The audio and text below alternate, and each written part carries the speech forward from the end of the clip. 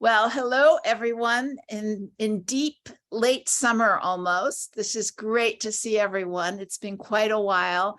And I know we have a lot of personal catching to do, but I think it'd be great to just start off with a few things that I'm sure you're curious about. And I think we'll start with our essay for the 80s book. Yeah. And I think you'll be happy to know that we now have a draft in hand from Tanya. Yay. And it is long. She went 4,000 words. She just really got into it. So we're at the stage where I am next going to be doing a line edit. I'm just having a cursory read, the double ands or double V's and some punctuation and things like that, and get it back to her to make sure that I haven't in any way altered her intentions. And then, then we're going to be at the mercy of the goodwill of Elizabeth and Carol. Carol is in New York, so I don't know whether or not she was going to be able to Thank you, hon. by phone or not, but that will be the next step. I also wanted to remind you all that when everything has been set, that it will be up to each of the artists, each of you, when you receive your file, to do your close proofreading on it, and then to sign off and then return that. So we're getting to that really exciting stage. I mean, we're getting to the exciting stage where Elizabeth and Carol are swamped with the work, and we have to spend a lot of time just looking at things.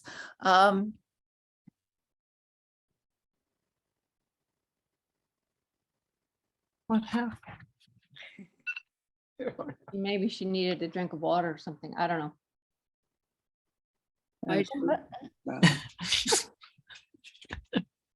Sorry about that. Oh, I had to get rid of something. So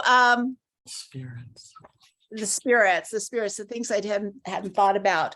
So we want to do that. And then I also wanted just to say that I know that everything is challenging and that things come at us unexpectedly all the time. And so I'd like to take this opportunity to again place before you the plea to be preparing for the 90s book, to start with your text writing, with looking for images of artwork, photographs of yourself, and kind of get that in place so that when we are there,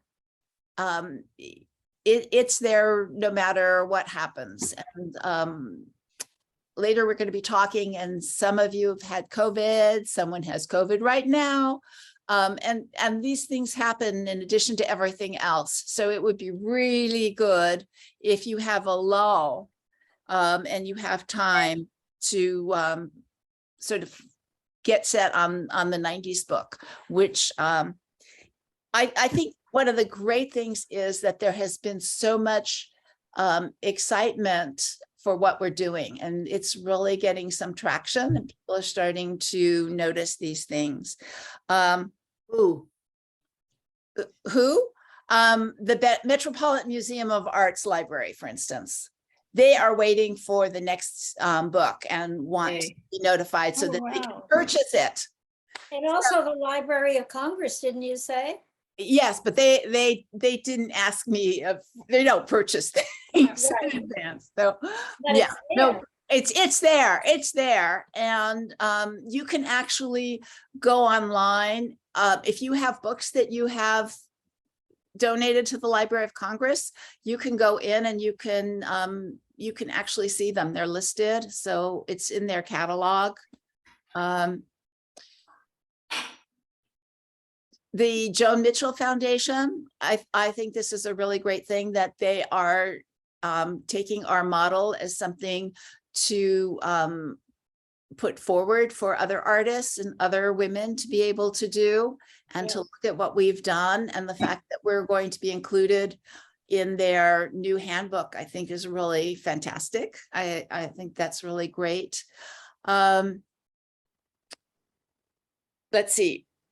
I just want to zip through this and then take some questions about things. Artist interviews.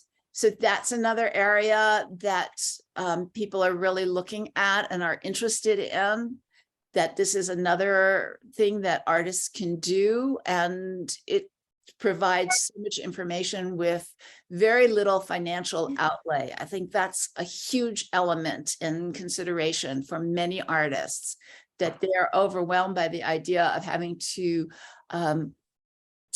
find the kind of professional help to enable the documentation that they might want for their work.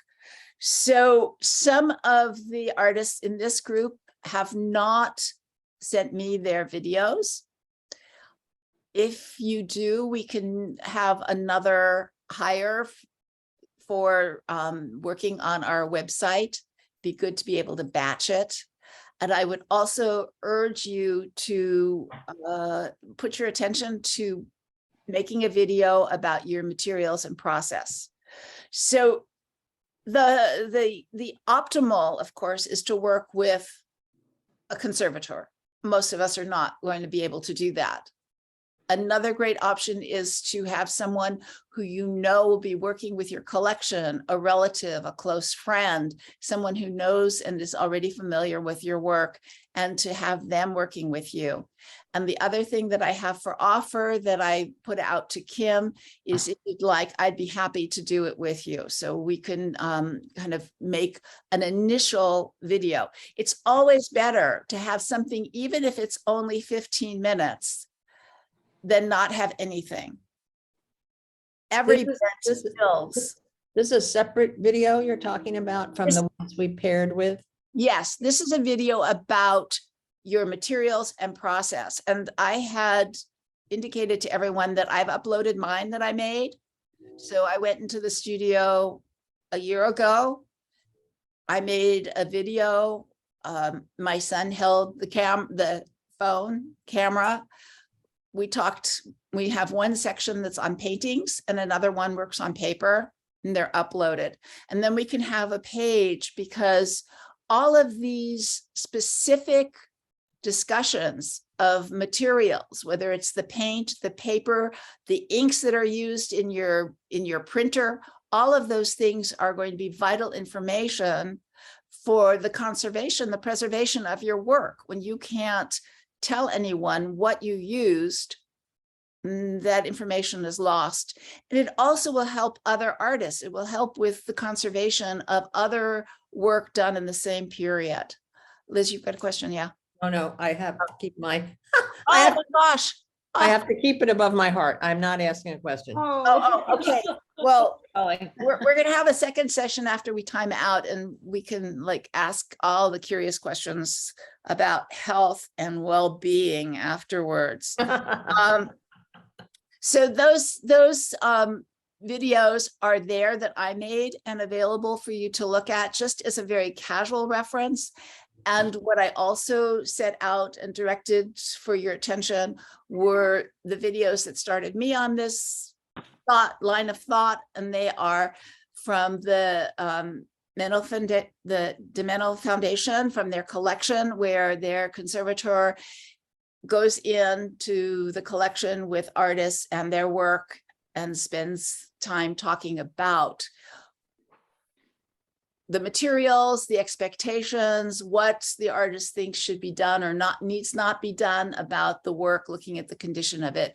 And those videos go all the way back to like 1990. So they really are looking over time, and they're fascinating. I just think that it's worth spending time looking at the work with the artists like that.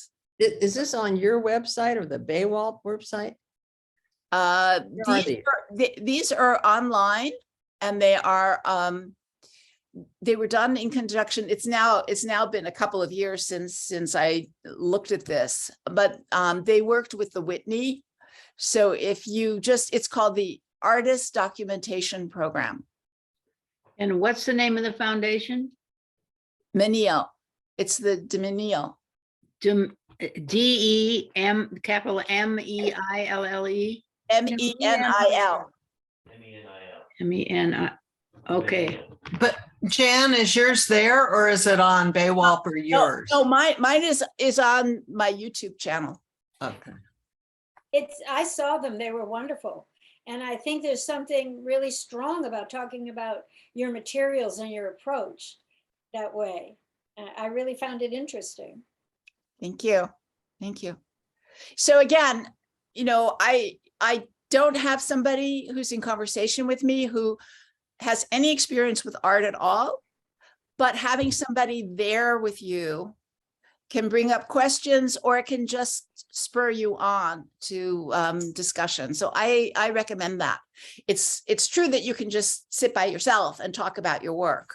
That's also possible. But I think by having someone there, you're accomplishing two things. One, you're having a transfer of knowledge about the work to someone you hope will be there. And if they're not taking over the estate directly, they are a great reference point because they were there and they know exactly what you were looking at and what the materials are. So if you, Jan, put in the chat the name of the Dominial Foundation? I was just trying to find it. I got spelled wrong. I'll tell you what, I'm going to send you a follow-up email after this so that Everybody. those who are Okay, great. here Thank you. will have just a kind of summary of what we talked about. Great, thank you. It's in Houston, Mary. I can tell you a lot about it. Anyway, so I think that if you don't have someone, I think it's more the optimal is to have someone who is going to be there and working with your art after in the future. Then I'm happy to step in with you and just ask questions, look at the work, and again, just take either if it's all in one medium from different one work from an early period, a middle period, if you're shifting how you're working, or works on paper, works with digital printing, take something where you're having different materials that you can really detail. And then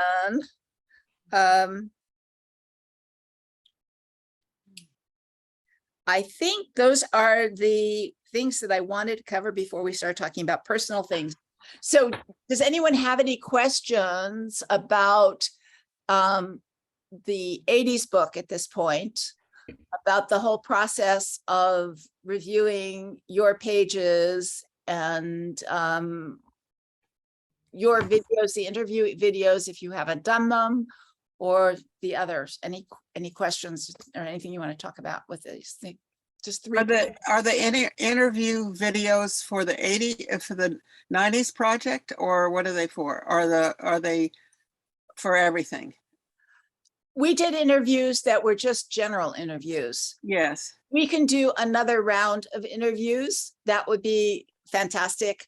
I would like to propose, and this came up in the past, that we might invite artists who are not part of this group, take this opportunity, and each artist pair with someone else whose work they admire to get other voices, new voices into the group.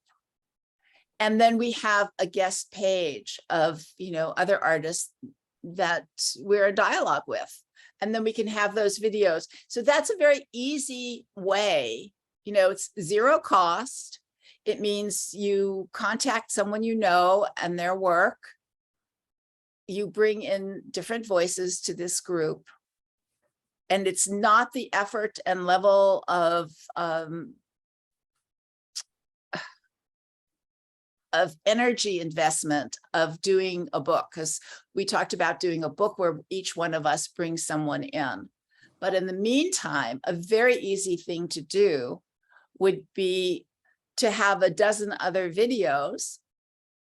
I think it would be great. And then we have a page for them too. Now, are you suggesting that if, you know, a guest person, would they need to be of our generation, or how old do they need to be? Well, we're talking about mature artists and legacy here. I mean, this whole project is about legacy.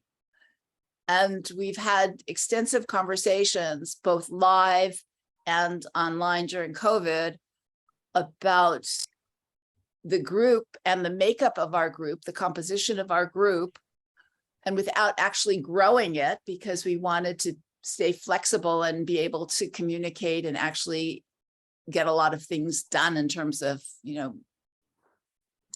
know, Books. yes, the books. This is a great way, I think, of bringing in and shining light on other work, other women. Yeah. Yeah. Can I ask if, for instance, if I wanted to highlight Ruth Tamora, Yes. so that, what would the process be? This is not the materials video. No. This is the separate video. art video. This is an artist interview video. So I would like to, I mean, So she was my teacher. I think that's great. So the most important thing is, and we went through this once where people said whom they would like to interview and whom they would like to bring in or include in a book. Just let me know, and I will continually post and add to this list as emails come from individuals. So everyone knows who's being added. And then eventually everyone can send me the videos. I will upload everything onto our channel. We will have like a separate playlist within our channel. And then I will take all those links, I will get them to our webmaster, we will develop a new page. This would be like the other ones with two faces, we go back and forth. Or do we two, you know, last time we did two. Yes, right. Last time we did two. Yes. I interviewed somebody interviewed me. Is that what we're going to do again? What you're going to do is you're going to interview this other person. That's all. That's all. Okay. So Jan, I have a question about making the video about materials and methods. You know, I can imagine doing something and then needing to sort of stop and then, you know, continue on. I don't, Yeah. you know, do you use any kind of editing software? Or, I mean, I think there's something built into the Apple products or something, but what did you do? So we just did a continuous, Continue. we did two 15 minutes. That's the only thing that we did.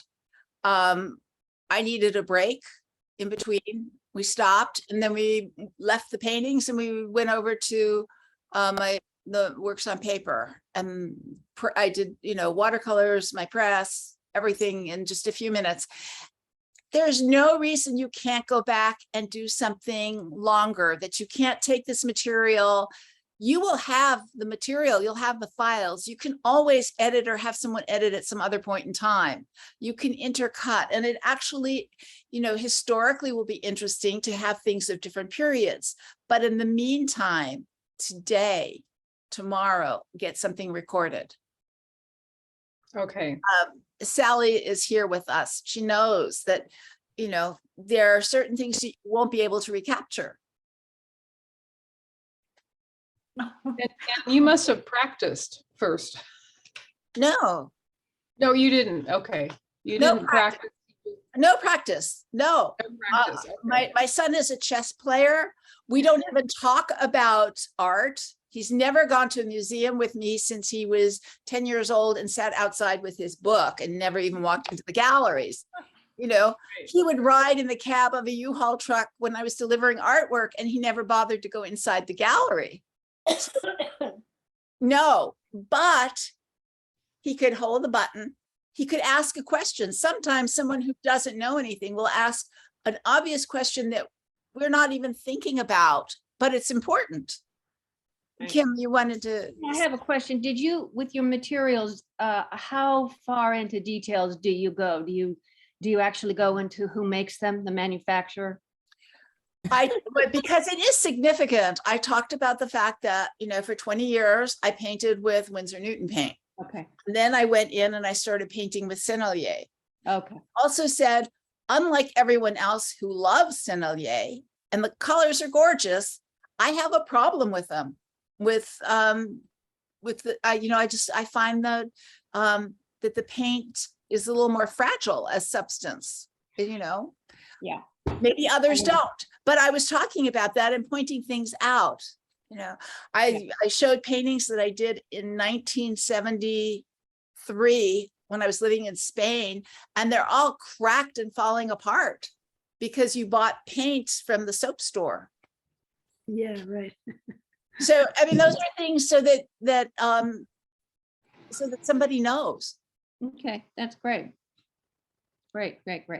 Cool. And that's why if you take just 1, 2, 3 artworks, you're not talking about how your artwork changed and developed and your imagery and your Right. interests and what was happening in the world politically. You're talking about the materials so that the life of the object can be sustained and doctored in the future. Right. Or not, if your intention is for it to be ephemeral. Then you make that also very clear. I have like 1,000 pieces of candy in the corner of the gallery. And yes, people can take it. And yes, you can put any kind of hard candy in that space. Or no, I want it depleted and to show that it was depleted over this amount of time. Whatever it is that you're concerned about, that's what you should put into that kind of a document. Well, it seems like it's going to be different for each person, and that's the Exactly. joy, the delightful part of it is. Yeah. Right. I agree. Yeah, and I think that's one of the wonderful things about our artist interviews. They are all very different. They are not the same. It's not, I mean, to me, the example that I hold up of a horror story and greatest disappointment was a book I got of Chuck Close interviews, where he interviewed everyone who sat for him. And I thought, this is going to be great. And instead, it was the same questions for each person. When did we first meet? When did we first this? And it was, and so you're just turning the pages. And I think our interviews are really engaging because they are different. They're very personal. I would say that COVID, this is one thing we can thank COVID for, because we're all in our studios, we're all in our homes, we're all very vulnerable. And it comes through in a really wonderful way, unlike the artist interview on a stage in front of an audience. Very different. Right. I was recently, there's a new movie out about Eva Hess, and I was amazed at the amount of video on her. And she was talking about the materials and her processes, but there was just, she was photographed practically every hour of her short life, it seems. She got a lot of recognition very early, and she also had a lot of support and very intimate relationships with older artists. Liz, did you want to say something at this point? I just want to say, I've been doing these podcasts for Mercury 20 Gallery, and it's called The Number 2 Close, The Number 2 The Sun, anywhere you get podcasts. I'm working my way around. I bring in outside, Leah was my outside artist on one of them. So they all have a theme and they're all really different. That's what I wanted to say. The I am not even in some of them. I just announce the hostess, and then sometimes it's a different moderator or just a conversation. And so, like you're saying, they're all different. They're only audio, but they're all different. And that's what's been fun. I do edit them, but Fantastic. they're all different. That was my main point. Yeah. Take a look, take a listen, take a listen. Right. Yeah. No, that's terrific. So, yeah, anyway, I'm available. If anyone, needs, a pair of eyes and questions coming at you, I'm here and happy to do it with you. Thank you. Thanks. Yeah. You. Um, I have to be at the studio at 11. on Sunday. Anyway, any questions about looking forward into the 90s book? That was not. We have Gee, an essay writer in Yeah. mind. do we need to look for a writer now?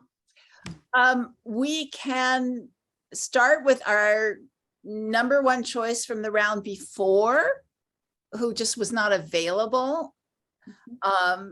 And then we can be open to new suggestions and have another round of voting, because you may have new people that you've been reading, that you've had contact with. And so that's good. And I think this is another point about variety. I think that ultimately we're going to have books with essays of very different texture. And I think that's incredible. One of the great things about this group is that we have so many different media represented and different approaches and different histories. It's really exciting. So who's going to be the essayist? I'm sorry, I can't remember. We haven't chosen someone for the 90s book. No, I understand, but who was the person who couldn't do the Mer- eight? Meredith Trimble. Okay, right, that's right. But again, it's worth going through that process. I think new names come up, people have new associations and work with new curators and critics. And it might be that the timing is off again for Meredith, Yeah. It happened once, it could happen again, and it's not about intention or interest, it's really just about circumstance. So, yeah, Mary, did you have something you wanted to add? Well, this is a comment which may not be received well, but I did notice in the first essay that there was mention of some of the artists, but not all of them. And I do think it's interesting if the person who's writing can actually link every artist in there Well, at with some point. And I've seen it done very quickly in a photo, in a paragraph, but it's kind of odd when only a couple of people are mentioned, either not mentioning anybody or linking all. we all had our issues with the first essay, actually. And with Tanya, we only gave her a PDF of the second book and not the first, because that was the direction we wanted her to go in. Cool. Oh, good So idea. this, I think we talked about this. This was, Okay, I just wasn't. yeah, I think that What do you choose? it's a little bit awkward when you have